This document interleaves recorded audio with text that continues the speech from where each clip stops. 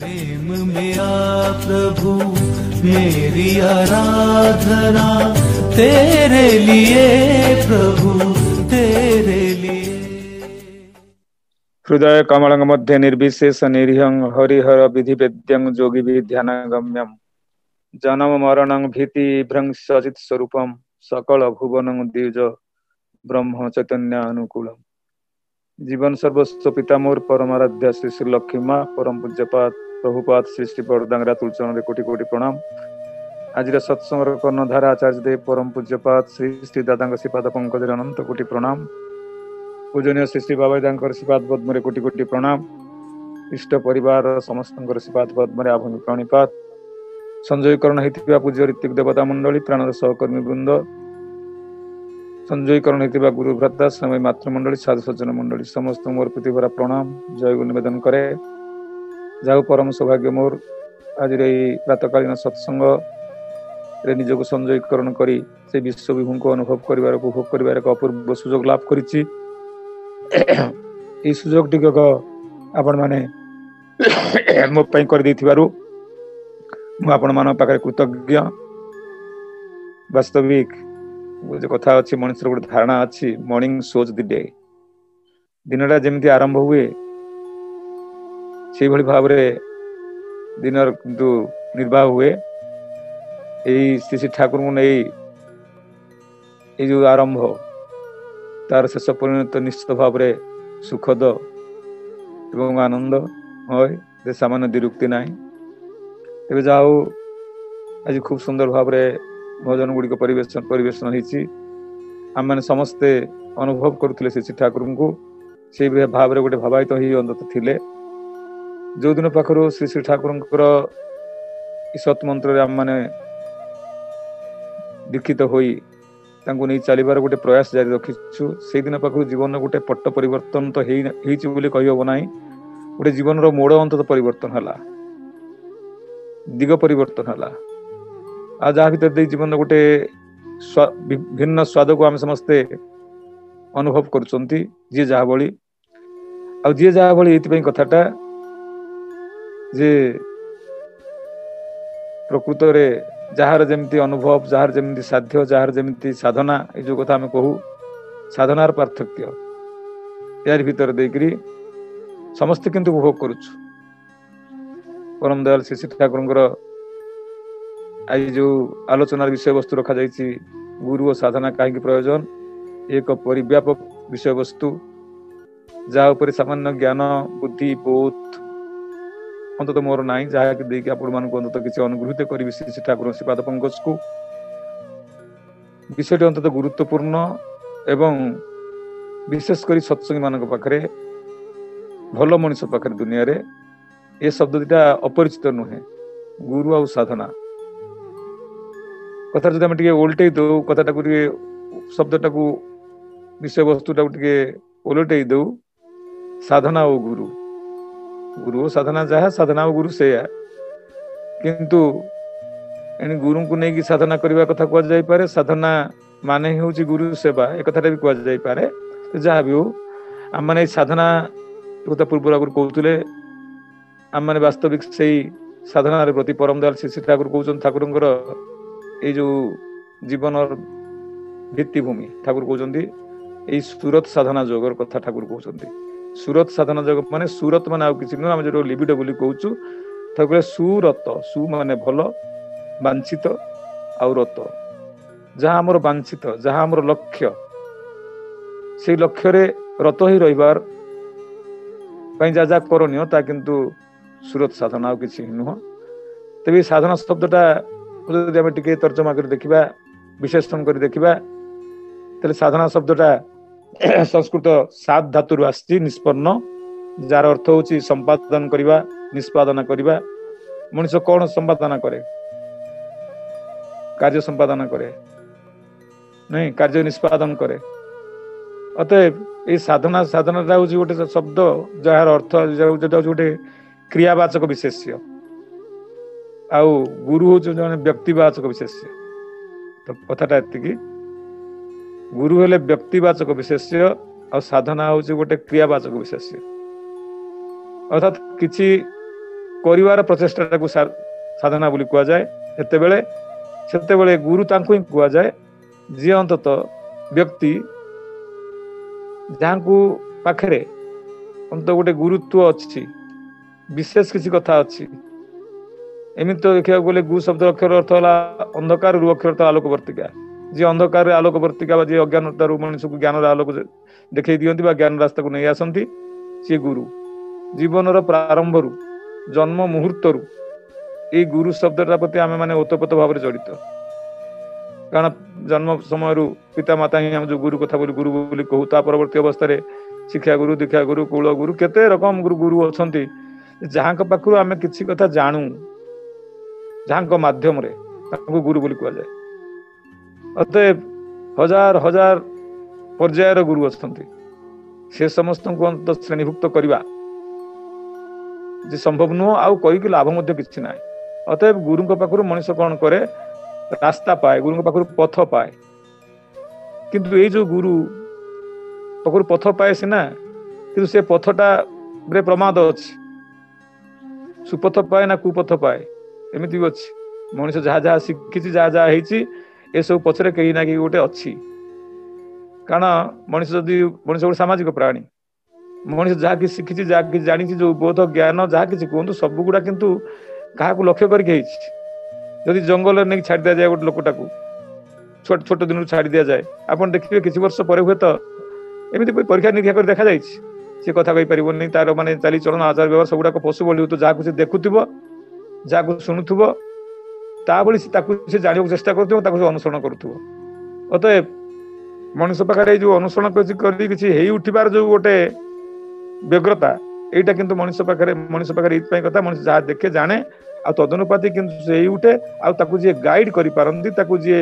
ସେଥିରେ ନିୟୋଗ କରିପାରନ୍ତି, ଭଲ ପଥ ହଉ ବା ଖରାପ ପଥ ହଉ, ଯଦି କିଛି ଭଲ ରାସ୍ତାରେ ଅଛନ୍ତି ତା ପାଇଁ ଗୁରୁ ଦରକାର। ଚୋରର ବି ଗୁରୁ ଅଛି, ଗୋଟେ ମଦ୍ୟପର ବି ଗୁରୁ ଅଛି, ବେଶାସକ୍ତ ଲମ୍ପଟର ମଧ୍ୟ ଗୁରୁ ଅଛି, ଜଣେ ମୁନି ଋଷି ମାନଙ୍କର ମଧ୍ୟ ଗୁରୁ ଅଛନ୍ତି, ସାଧାରଣ ମଣିଷର ବି ଗୁରୁ ଅଛନ୍ତି। ଅତଏବ ସାଧନାଟା ଲକ୍ଷ୍ୟ ଯାହା ହଉଛି ହଉ, କିନ୍ତୁ କୌଣସି ଗୋଟେ ଜିନିଷକୁ ଅଧିଗତ କରିବା ପାଇଁ ହେଲେ ଯୋଉ ପ୍ରଚେଷ୍ଟା, ତାକୁ ସାଧନା ବୋଲି କୁହାଯାଉଛି। ଆଉ ବିଶେଷ କରି ଏଇ ମାନେ ଆଧ୍ୟାତ୍ମିକ ସାଧନା ଜାଗାରେ ଈଶ୍ୱର ଭଗବାନଙ୍କ କଥା, ସାଧନା ଶବ୍ଦଟାକୁ ବା ଗୁରୁ ଶବ୍ଦଟାକୁ ବିଶେଷ କରି ପ୍ରୟୋଗ କରାଯାଇଛି ଏଇ ଆଧ୍ୟାତ୍ମିକ ସାଧନା ଜାଗାରେ। ଆଧ୍ୟାତ୍ମିକ ସାଧନାର ପ୍ରଥମ କଥା ହଉଛି ଗୋଟେ ଆଦର୍ଶ କେନ୍ଦ୍ରିକ ଜୀବନ ହବ ବା ଗୋଟେ ଗୁରୁ କେନ୍ଦ୍ରିକ ଜୀବନ ହବ, ତାହା ସାଧନା। ବିଶେଷ କରି ଏଇ କଥାଟାକୁ ଗୁରୁ ଆଉ ସାଧନା, ଏ ଦିଟା ଶବ୍ଦ କିନ୍ତୁ ସେଇ ମାନେ ଆଧ୍ୟାତ୍ମିକ ଦିଗରେ, ଅର୍ଥାତ୍ ଜୀବନର ସୋର୍ସ ଆଧ୍ୟାତ୍ମିକତା, ସେଟା ଯାଉନି ମୁଁ। ଆଧ୍ୟାତ୍ମିକତା ହଉଛି ଆଧ୍ୟାତ୍ମିକ ଭିତରେ ଅଧି ଆଉ ଆତ୍ମିକତା କଥା ଅଛି, ଯାହା ଭିତରେ ଅଛି, ଧାରଣ ପାଳନ କଥାଟା ଅଛି। ମଣିଷ ଜୀବନରେ ମାନେ କଣ ବଞ୍ଚିବାକୁ ଚାହେଁ, ବଢିବାକୁ ଚାହେଁ, ଜୀବନକୁ ସବୁ ଦିଗ ଦେଇ ସର୍ବତ ଭାବରେ ଉପଭୋଗ କରିବାକୁ ଚାହେଁ। ଆଉ ସେଇଥିପାଇଁ ତାର ଗୋଟେ ଗାଇଡିଂ ଫ୍ୟାକ୍ଟର ଦରକାର, ଆଉ ଏଇ ଗାଇଡିଂ ଫ୍ୟାକ୍ଟରକୁ ହିଁ ଗୁରୁ କୁହାଯାଏ, ଆଉ ବିଶେଷ କିଛି କଥା ନାହିଁ। ଆଉ ଯୋଉ ଗାଇଡିଂ ଫ୍ୟାକ୍ଟର ଯିଏ, ତାଙ୍କର ଯାହା ନୀତି ବା ନିର୍ଦ୍ଦେଶ, ତାଙ୍କର ଯାହା ଯୋଉ ବିଧାନ ବା ନିର୍ଦ୍ଦେଶ, ସେ ନିର୍ଦ୍ଦେଶ ଗୁଡିକୁ ବିହିତ ଭାବରେ ପରିପାଳନ କରିବା ପୂର୍ବକ ମଣିଷ କିନ୍ତୁ ଅଗ୍ରସର ହୁଏ ସେ ସାଧନା ପଥରେ ବା ତା ଗୋଲ ପଥରେ, ତାର ଭିଜନ ବା ଲକ୍ଷ୍ୟ ଯାହା କିଛି କୁହନ୍ତୁ, ସେ ଲକ୍ଷ୍ୟ ହାସଲ ଦିଗରେ ସେ ଅଗ୍ରସର ହଉଥାଏ। ସେଇ ପ୍ରଚେଷ୍ଟାଟାକୁ ହିଁ ସାଧନା ବୋଲି କୁହନ୍ତି। ଅତଏବ ଧର୍ମ ସାଧନାର କଥା କୁହନ୍ତୁ, ଜୀବନଚର୍ଯ୍ୟାର କଥା କୁହନ୍ତୁ, ପ୍ରତ୍ୟେକ ଜାଗାରେ ଏଇ ଯୋଉ ଗୋଟେ ଡିଭୋସନ, ଆମେ ଯୋଉ ସାଧନା ବୋଲି କହୁଛୁ, ଭକ୍ତି ବୋଲି କହୁଛୁ, ଭକ୍ତି, ବିଶ୍ୱାସ, ନିଷ୍ଠା, ଭଲ ପାଇବା, ଏ ସବୁ ଗୁଡା କିନ୍ତୁ ଏଇ ସାଧନାର ଅନ୍ତର୍ଭୁକ୍ତ। ତାପରେ ଗୋଟେ ସୁନ୍ଦର ଜାଗାରେ କହୁଛନ୍ତି ସାଧନା ମାନେ ସାଧି ନେବା ସ୍ମରଣ ମନନ କରଣରେ, ଅଭ୍ୟାସରେ ସ୍ୱତ ହେଲେ ସିଦ୍ଧ ହୋଇ ଉଠେ ସେଇଥିରେ। ଅତଏବ ମଣିଷ ଯାହା କିଛି ସାଧନା କରୁଛି, ସାଧନା ହଉଛି ସେଇଟା ସାଧି ନବା, କୌଣସି କଥାଟାକୁ ଆୟତ୍ତ କରି ନବା। ତାହେଲେ କଣ ଯେ ସ୍ମରଣ ମନନ କରଣରେ, ପ୍ରତି ମୁହୂର୍ତ୍ତରେ ସ୍ମରଣ ଭିତରେ ତା ଥିବ, ଆମର ମନନ ହଉଥିବ, ଆଉ ଆମର କର୍ମ ଭିତରେ ଦେଇ ଫୁଟି ଉଠୁଥିବ। ଆମର ସ୍ମରଣ ନଥିବ, ଆମେ ତାକୁ ମାନେ ଆମ ଭିତରେ ଆବେଗ ନଥିବ, ବା ଆମେ ସେଠି ମନରେ ମାନେ ହୁଏତ ସେ ମାନସିକତା ଆମ ଭିତରେ ନଥିବ, ବା ଆମେ ହଉଛି ମାନେ ଆବଶ୍ୟକ ଯୋଉ କର୍ମ, ସେ କର୍ମରେ ବ୍ରତୀ ହେଇନଥିବା, କି ସାଧନା କରୁଛି ତ ହୁଏ ନାହିଁ। ଚୋର ମଧ୍ୟ ସାଧନା କିଛି କରିଛି, ଆଉ ଯୋଉମାନେ ଅନ୍ତତଃ ଆଜି ମୁନି ଋଷି ହେଇଛନ୍ତି ସେମାନେ ମଧ୍ୟ ସାଧନା କରିଛନ୍ତି। ମୋର କହିବା କଥା ହଉଛି ଏ ସାଧନା କିନ୍ତୁ ସବୁବେଳେ गोटे आदर्श केन्द्रिक गोटे गुरु केन्द्रिक गोटे व्यक्ति केन्द्रिक आ जो व्यक्ति गुरु बा जेते मनुष्यर उन्नत जेते मनुष्यर होची एटा कुआ जाए कौन योग्य मनुष्यर जीवनटा से किंतु कौन नियंत्रित से योग्य आ साधना से सिद्धि माने गामी मोर कहवा तात्पर्य होची जे किए तार से गुरु आज तो बहुत गुरु देखु जहाँ गुरु बोली आम चिंता करूचु देखा परवर्ती अवस्था से सहित आज जहाँ अच्छी कल परिवर्तन हो जाए जहाँ गुरु बोली कही भगवान बोली कही पूजा करुँच किसी दिन पर हुए तार जो प्रकार जीवन जो कलुष काली कथा गुड़ा मनुष्य आगे आसूसी मनुष्य थकी जाऊँगी अतएव ये जो गुरु जी सी हो पारती जी भल रास्ता कहला से गुरु से सब गुरु हो पारती किंतु प्रकृत में से गुरु अनुसरणीय नुह से जीवन को जीवन से गुरु धरले जीवन जे प्रमाद शून्य उठिब यार कौन प्रकार गोटे वास्तवता ना अतएव से प्रभु रामकृष्ण ठाकुर गोटे बढ़िया कथा अच्छे रामकृष्ण ठाकुर वेदांत पढ़ाऊे बसिक विवेकानंद इत्यादि समस्त को यही समय गोटे कुकुर आप जानते कथाटा कुकुर गोटे तार जोन घा होती पोक सालु बालू से दौड़ी से बाटे पलैगला रामकृष्ण ठाकुर कहते ओई साला कुल गुरु जाच्छे ओई साला कुल गुरु जाच्छे ये कुल गुरु जाऊँगी समस्त आश्चर्य हेले कुकुरटा घाटा होती आ पोक गुड़ा जोनि भितर पोक गुड़ा होती आ सी दौड़ी पलि जाऊँगी कहते कूल गुरु जाऊँगी कहले यही कुकुरटा पूर्व जन्म रे कूल गुरु थिला गुरु होता बहुत शिष्य करथिला बहुत लोक दीक्षा देइथिला निजे सिद्ध होई नथिला मंत्र किन देइथिला गुरु साजिथिला अतएव ए जन्म मृत्यु परे ए जन्म रे से कुकुर होई जन्म होईची आ ओई जो जोनिटे घा होईची से पोक गुड़ा कहछन से पोक गुड़ा तार शिष्य ता कामुड़ी व्यतिव्यस्त करि पकौछन कहउछन कोन जे तू तो निजे नष्ट हेलु हेलु आमको अंत नष्ट भी करदेलु अतएव सिद्ध न ए मंत्र दे मरे मारे करे क्षय जी निजे जानी नाही से जनइब कौन जी देखी ना से देखब कौन जी हेई नहीं से हेई उठिबा विषयटा मनुष्य पाखे कहब केमिति अतएव ठाकुर कहउछन गुरु सीए गुरु मान ठाकुर कहना विपाक पथे हाथ धरे जे चलार कायदा जानिए दे विपद माने कौन सा विपाक पथे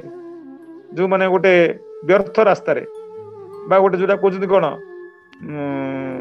जीवनटा जो माने मृत्यु रास्ता मृत्युपंथी जहा विपाक पथे हाथ समस्या समय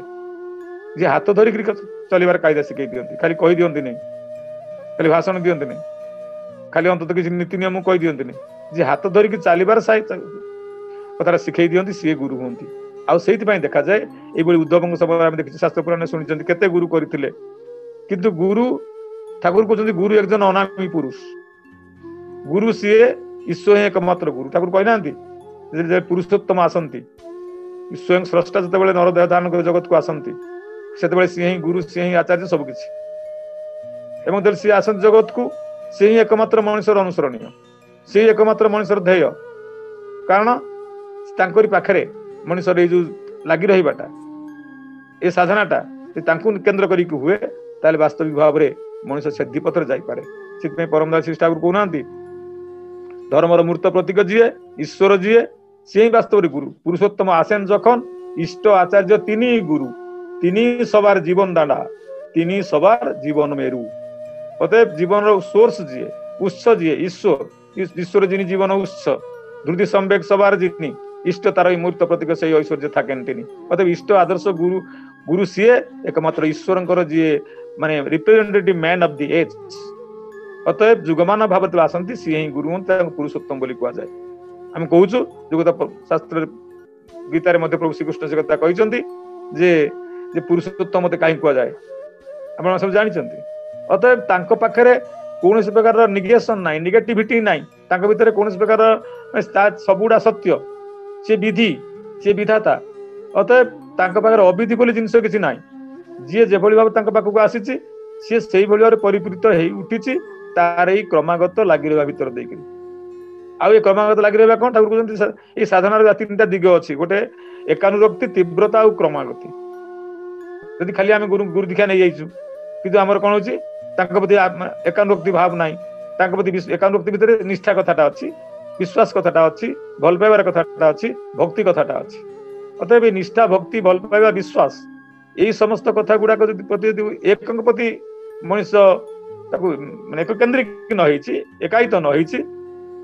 ताहले किंतु तार साधना हेनी एकानुरक्तिर भाव हेनी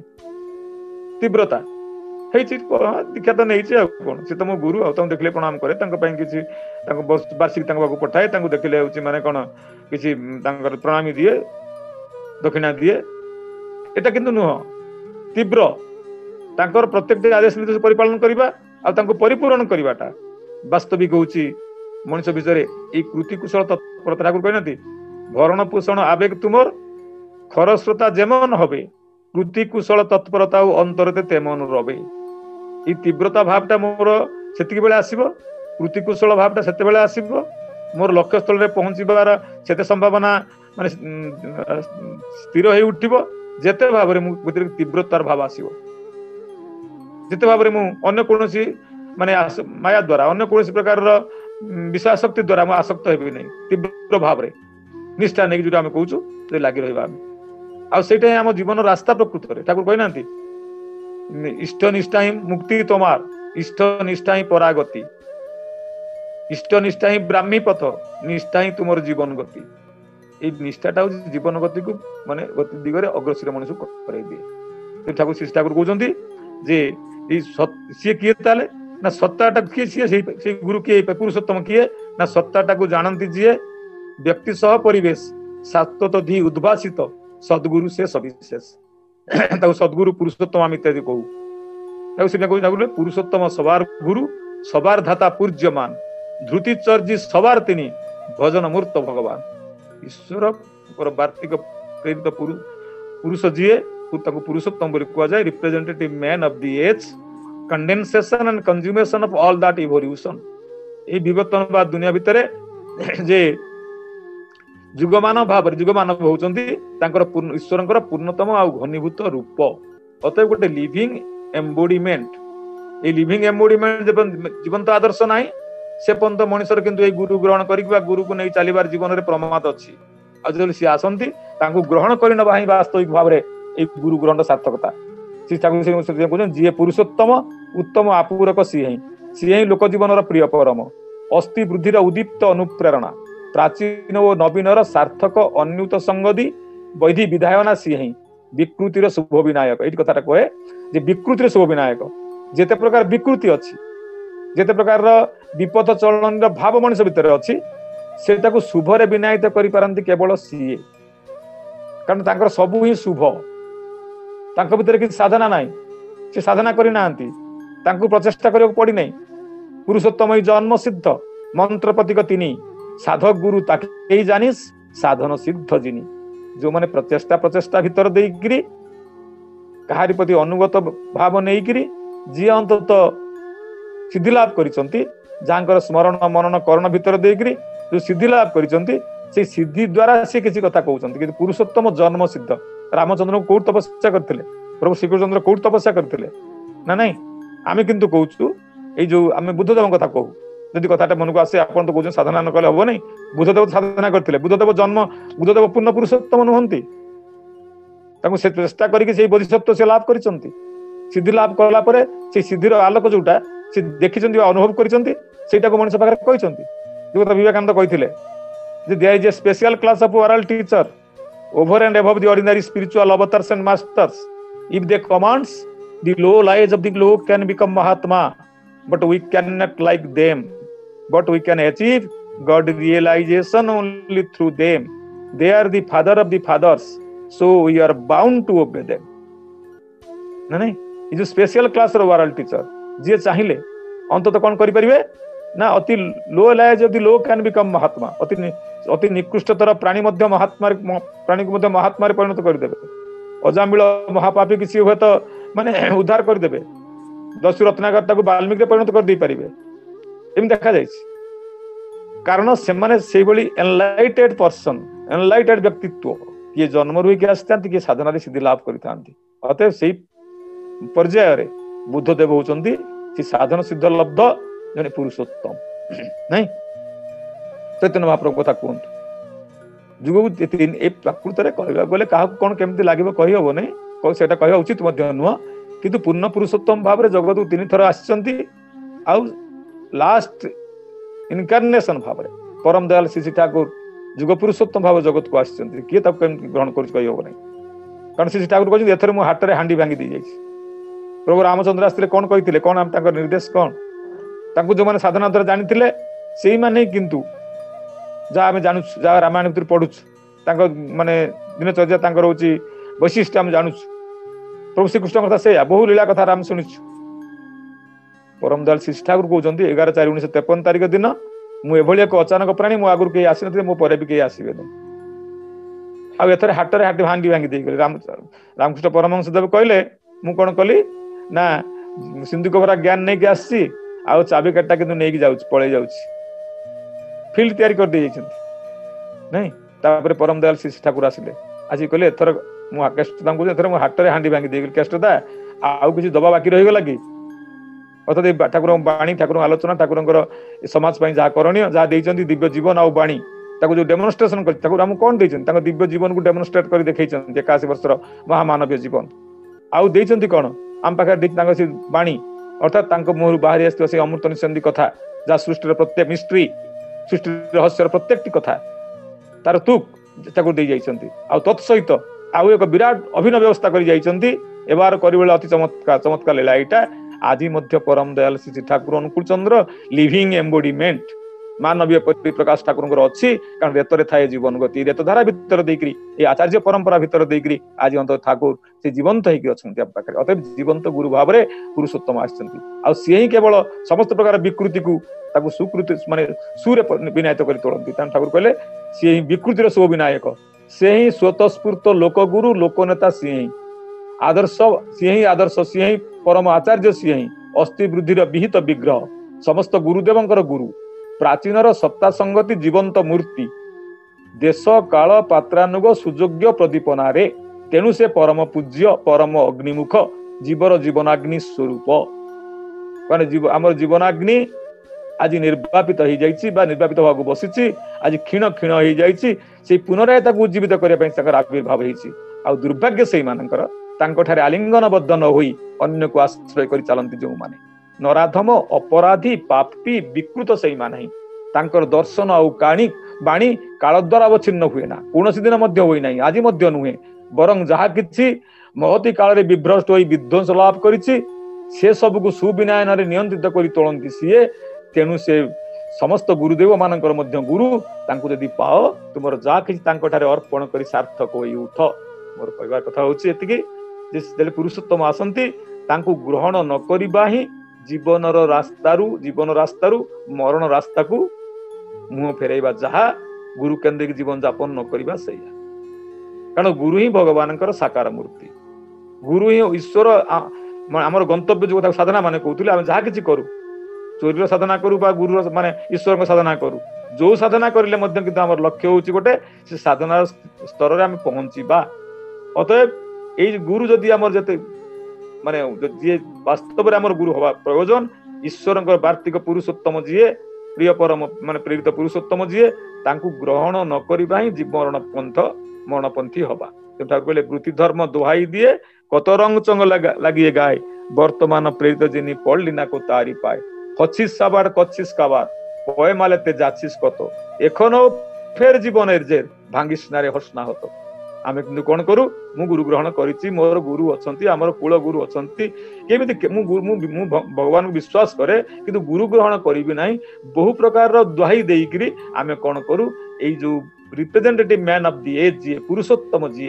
तांको पाखरु निजको दूर रे रखू अतएव जीवन प्रति आमे सुविचार करिया को चाहना ठाकुर कहउचंती तुमरो विधि अनुचर्य विचार जदि विनीत वंदना रे तांकु सेवा न करे एक कथा ठीक जानो जे सेई विधि नियमन सांघातिक संघात संक्षिप्त अनुवेदन रे निवृत्त तमसार तल गर्भ रे स्थिमित होई उठिबो ही उठिबो विधातार सत्ता संवर्धन नीति और विधि तुमर अस्थि और वृद्धिर विरुद्ध रे दुर्दांत दंड उत्तोलन करी क्रूर कटाक्षर शासन करिबो ही करिबो अतएव एई जो गुरुमुख आमे हेई नाहु आमे प्रकृत रे किंतु गुरुमुख जीवन यापन करी नाहु सेइति आम मान जीवन रे जति दुख कष्ट अभाव न रहे जहा किछि कोंतु सब विपाक विपर्ययमुखी चलन आम पाखे किंतु आसीछि जेतेबेले सी आसंती सेतेबेले सी मनुष्य पाखे किंतु किछि अलौकिकता देखांती नै आमे काहे तांको विश्वास करूना कि आमे सब गोटे अलौकिकता ठाकुर कथा कहउनांती केते लोक आमे अछु ठाकुर को विश्वास करू ए विश्वासर धाराटा विश्वासर माने बुद्धिटा आम भितर पार्थक्य हुए ठाकुर आम कहवा मत ठाकुर कथा केते गोटे गोटे गप आम कहूँ क्षमा करेंगे गोटे गोटे गप आम कहूँ माने ठाकुर ता भीतर जो मेसेज अच्छी ठाकुर जहाँ चाहते से कथा कहवा परिवर्ते से कथा आलाप आलोचना करने परिवर्ते आम अलौकिकता बेसी कौन करुचु ना प्राधान्य दौचु। ठाकुर प्रशांत महासागर आनी हिमालय पर्वत को उपाड़ी फोपाड़ी देले सेटा भासिला। What is to me? Thakur blood cancer रोगी भल करदेले। What is to me? मो भीतर सामान्य आवेग सृष्टि करि पारे। ए अलौकिकतार बशवर्ती हेकरी आम माने किंतु कोन करूचु साधना पथरु आम निजको दूर रे रखुचु। कारण ठाकुर निजे ही कहते पुरुषोत्तम किसी अलौकिक करती नहीं, जादू देखाती नहीं। कारण साधनार तीनटा दिग अच्छी, प्रत्येक साधना भी तीनटा दिग अच्छी। गोटे साधना आम जहाँ कहूँ समाधि विभूति आउ कैवल्य, सब तत्व जीवार मोर उद्देश्य नुह जे साधना समाधि विभूति आउ कैवल्य। आम साधना जो आरंभ करूँ कौन प्रचेषा जारी रखू से लगी रहा कौन करे कंटिन्यूटीटा ये क्रमागतिटा आम भर कौन करे समाधि अवस्था को नहीं आसे नहीं। आउ समाधि माने कौन विषय लगी रही जो समाधि बोले जोटा कहूँ अर्थात इष्ट भिन्न आउ किसी चाहे नहीं। यही जो भाव को पहुंचा पूर्व आम कौन करूँ आम भर किसी माने असंभव जिन देखा जाए। धरतु आम बस साधना करें आसन उठीगला कि 2 फुट किए बा किए हूँ साधना कला ता भर गोटे किसी माने विभिन्न प्रकार जो साधारण देखा जाए असाधारण कथा किसी देखागला सेटा को नहीं जोटा को समाधि और विभूति कथा कहूँ से आलोचना कर चाहे। विभूति माने विशेष किसी घटना मो पाखे घटी साधना को लब्ध क्रमागति भितर देकरी तीव्रता भाव देकरी आसी सेटा को नहीं मु लोक पाखे पहुंची गली। मोर जो लक्ष्य हूँ कैवल्य केवल एक अर्थात इष्ट भिन्न आउ किसी मोर ना जत्र जत्र नेत्र पड़े तत्र तत्र कृष्ण स्फुरे यही विभूति अवस्था जेहेतु आम अटकी जाऊ से कैवल्य अवस्था में प्राप्त कर पारू ना तेणु से परम दयाल श्री ठाकुर सत्यानुसरण गोटे ग्रंथ जोटा कि ठाकुर कहते जगतर समस्त शास्त्र टाकू माने कौन मंथन करके तुम हाथ में सत्यानुसरण ग्रंथटी देती आ तारी भितर परम दयाल श्री ठाकुर सर्वप्रथम यही कथा सावधान कर कारण आम समस्त को गोटे जीवन साधना करने चाहिए जीवन टाक जीवनमुखी करने चाहिए आ जीवन चलनी जीवन रास्तार अग्रसर होगापी तार जो बाधा गुड़िक प्रत्येक कर्म भितर आम जदि बाधा को आइडेंटिफाई न कर अनेक जगह कथा कही जदि आमर SWOT एनालिसिस ना SWOT एनालिसिस माने SWOT SWOT प्रत्येक माने कर्मर सुंदर निष्पादन आम 3टा 4टा कथा लक्ष्य रखा पड़े। जो मो भीतर SWOT माने S फॉर स्ट्रेंथ मो भीतर कौन स्ट्रेंथ अच्छी ठाकुर मोर अच्छा मोर पुरुषोत्तम मोर स्ट्रेंथ यही सत्संग अनेक गुरु है मोर स्ट्रेंथ नहीं स्ट्रेंथ आउ गोटे हूँ कौन weakness W for weakness weakness माने कौन दुर्बलता कौन अच्छी इटा अच्छी जे ये करने मोर कहीं मोर असुविधा कौटी अच्छी भाई मुझे सब ठीक है सकाल उठी पारे नहीं इष्टबुद्धि ठीक ठीक करें नहीं मुझे सत्संग जापे नहीं मुझे भजन गाई पारे नहीं कीर्तन गाई पारे नहीं भाषण दे पारे नहीं ये जो गोटे किसी वीकनेस को मो भीतर मु फील करे बा मोर हूँ मोर सब कथा हुए जे मोर गोटे माने भारी क्रोधी लोक मो भीतर रागटा बेसी आसे एक कंट्रोल कर पार ये वीकनेस जोटा कि मत से माने रास्तार अग्रसर कर पछक टाण धर पछ टाण करुच्ची कहले वीकनेस एक आइडेंटिफाई करिया पड़िबो आउ कहार नुह आम समस्त अन्यर वीकनेस को देखू कि निजर वीकनेस को देख ताकि साधना अतएव ये वीकनेस को आइडेंटिफाई करिया पड़िबो आउ अपॉर्चुनिटी कौन ठाकुर अच्छा सत्संग अच्छी ऑनलाइन सत्संग और सत्संग फिजिकल सत्संग न हो ऑनलाइन सत्संग अच्छी ठाकुर बहिपत्र अच्छी रीतिक देवता माने कर्मी माने अच्छी कर्मर विभिन्न प्रभाव चली ये सब अपॉर्चुनिटी से जोग देले कौन हम लगी रही पारि ठाकुर भाव आसो मुझे बुझे अन्य पाखर बुझी मो राग अच्छी ठाकुर कहते ए राग समय कौन कर माने शास्त्र पुराण ज्ञान कथा अभाव ना परिपालन करी मु ठाकुर राग अच्छी तो पछे अनु लगे दे अनुराग हो जाऊ माने गोटे मजा करी कहते अनुराग कथा राग पछे अनु लगे दियो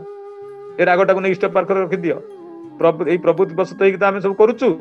आम वीकनेस आसटा से ठाकुर कहले आ गोटे थ्रेट बाधा कौन ये बाधाटा को आम आइडेंटिफाई करूँ आम गुरु ग्रहण करूँ कि आम आत्मविश्लेषण ना आ आत्मविश्लेषण ही साधनार प्रथम कथा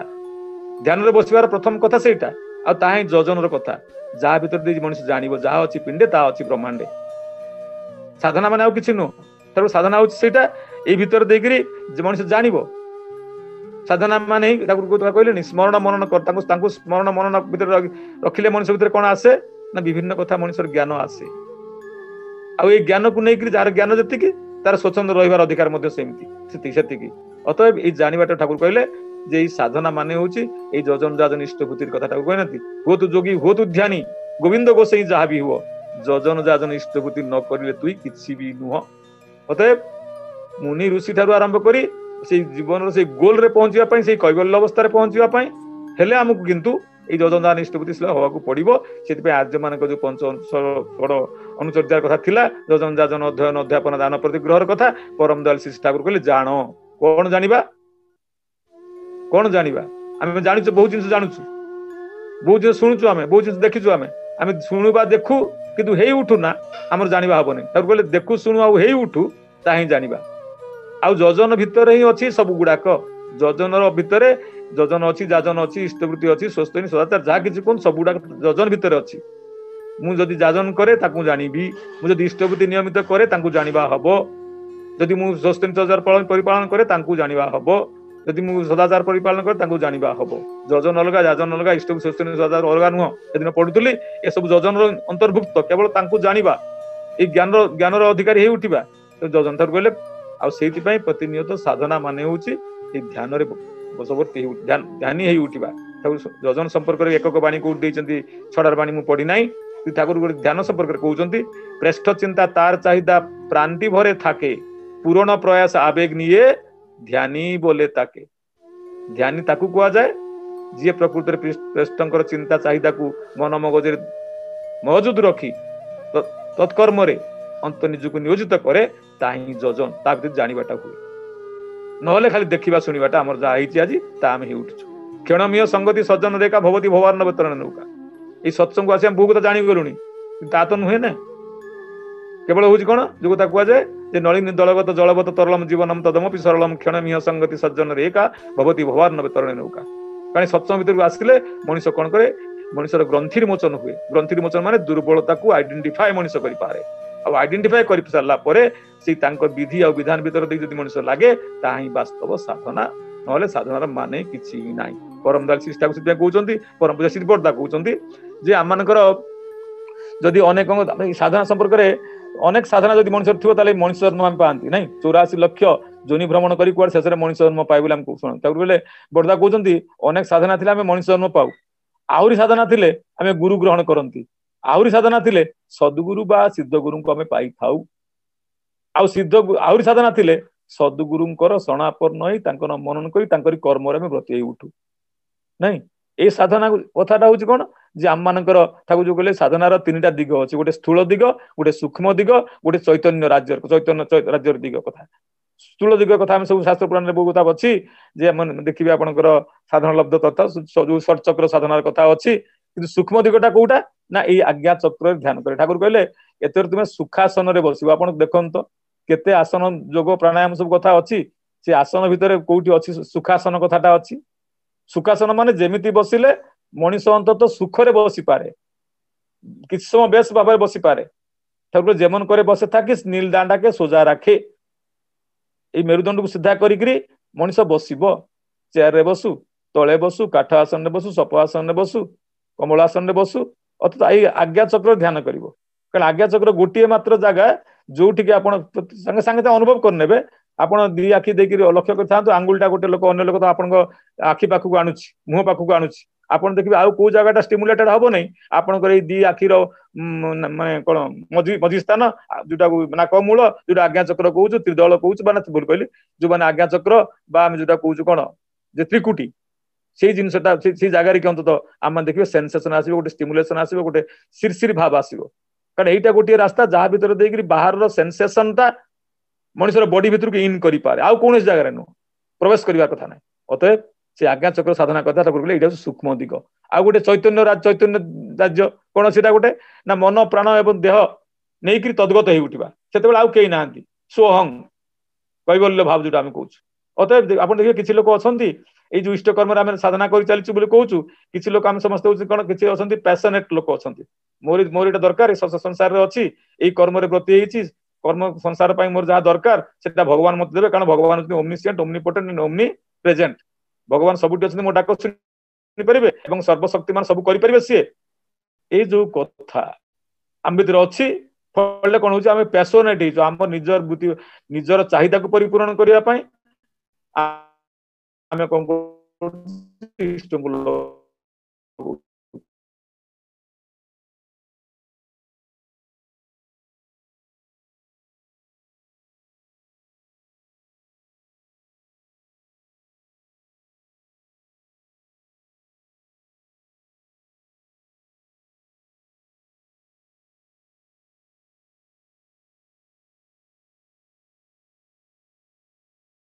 ଶଶୀ ନେଇକି ଆସନ୍ତି ଜଗତକୁ, ତାଙ୍କୁ ଯଦି ମଣିଷ ଅନୁଭବ କରିପାରେ ନା,